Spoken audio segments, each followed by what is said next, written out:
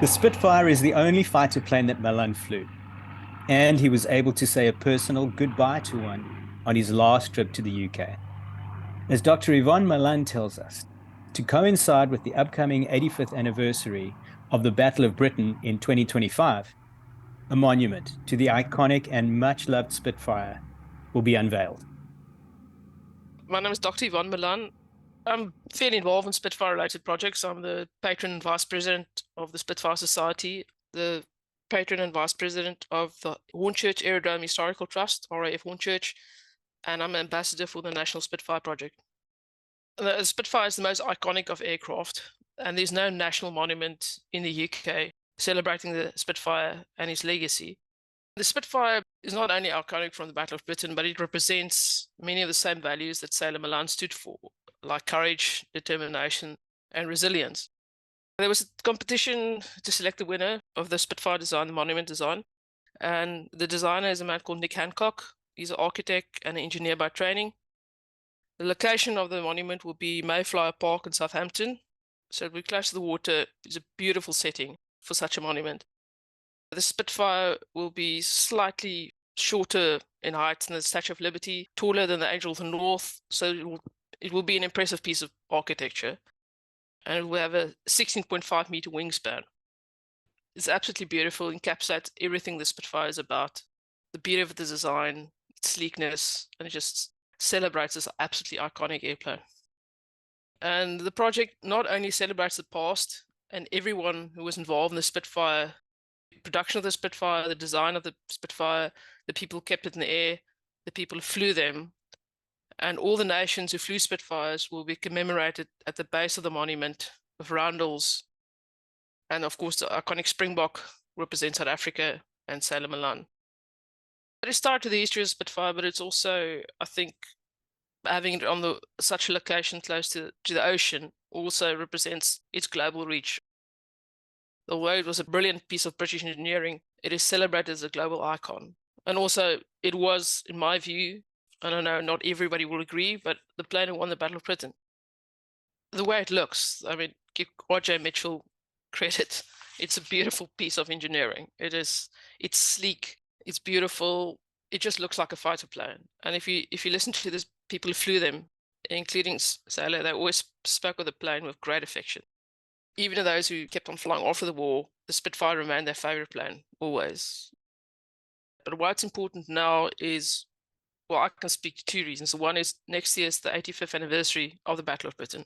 So it's important to mark these occasions. Secondly, at this point, only one of the few, John Hemingway, who was a Hurricane pilot, is still alive. So that generation is now passing into memory. And it's up to us to keep that memory and the legacy alive. So I think, especially with them no longer being with us, it's more important than ever to celebrate and to remember.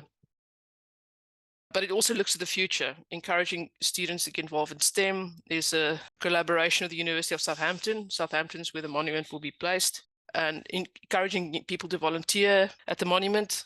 So keeping not only the past alive and celebrating those who were involved in the war, who flew the Spitfire, but also looking towards the future, this brilliant piece of British engineering, looking to what we can do in the future and encouraging young people to get involved in things like engineering, and then also involving them, visiting the project, visiting the museum, volunteering opportunities to the local community. There's a collaboration with the University of Southampton, like I said, input on the integration of the national curriculum, involving the Air Scouts, the Air Cadets.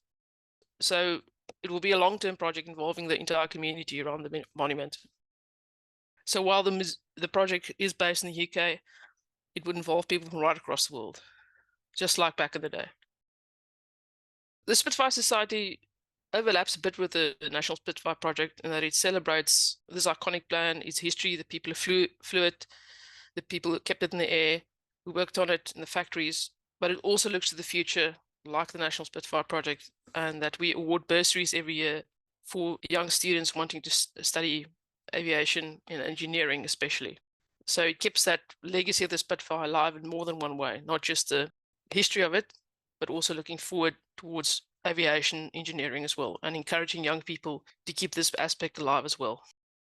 And a previous vice president, one of my predecessors, was someone called Alex Henshaw, who flew more hours on a Spitfire than any other person. And he was an iconic pilot and test pilot. And there's a famous photo of him sitting next to Winston Churchill at one of the airfields during the Battle of Britain.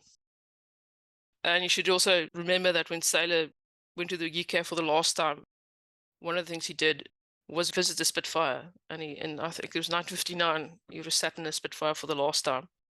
It was one of his visits to the UK to get medical advice. He was invited by former squadron mates to visit a squadron. I think it was 74 Squadron. They invited him to look at some of the new aircraft, and then they had a surprise for him. There was a Spitfire, and he immediately climbed into the Spitfire. There's a photo, even though he was quite ill at that stage, and you can see in the photos how much weight he had lost at that point, and he was frail.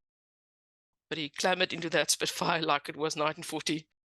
And there's a photo of him sitting in a Spitfire with a proper sailor smile on his face. You could see he was delighted to see a Spit again. And that would have been the last time he ever sat in a Spit.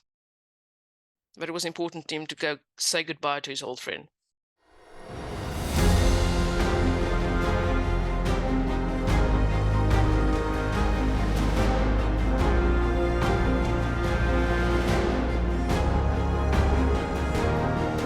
If Sailor Malan had been alive when the unveiling takes place in the future, I think he would be very chuffed. He would be the first one on the plane to go see the unveiling. I promise you that. He would have been very proud of it.